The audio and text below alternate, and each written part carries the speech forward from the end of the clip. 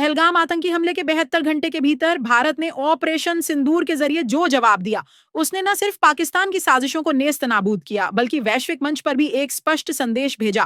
Terror और talk एक साथ नहीं हो सकते।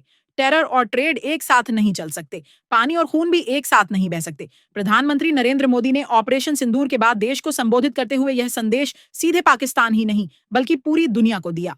पीएम मोदी का यह बयान उस समय आया जब भारत ने पाकिस्तान की सैन्य और आतंकी ढांचों को गंभीर नुकसान पहुंचाया है। एलओसी पर भारतीय सेना ने जबरदस्त जवाबी कार्रवाई की। वहीं पाकिस्तान की ड्रोन साजिशों को भी विफल कर दिया गया। प्रधानमंत्री ने यह भी स्पष्ट कर दिया कि अब अगर पाकिस्तान से कोई बातचीत होगी तो वह सिर्फ आतंकवाद पर होगी या फिर पीओके पर।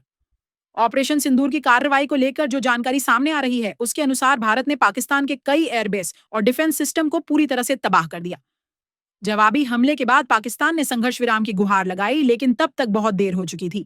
भारतीय सेना की कार्यवाही ने पाकिस्तान की रणनीति और सैन्य तैयारी की पोल खोल दी। प्रधानमंत्री मोदी के संबोधन पर कांग्रेस नेता पवन खेड़ा ने प्रतिक्रिया दी। उन्होंने कहा, हमने प्रधानमंत्री का वक्तव्य सुना। उससे कुछ पहले अमेरिकी राष्ट्रपति डोनाल्ड ट्रंप का बयान भी आया, जिसने देश को व्यथित किया। हम बार बार कह चुके हैं कि ऐसे संकट की घड़ी में प्रधानमंत्री को एक सामूहिक संकल्प के तहत विपक्ष को भी साथ लेकर चलना चाहिए।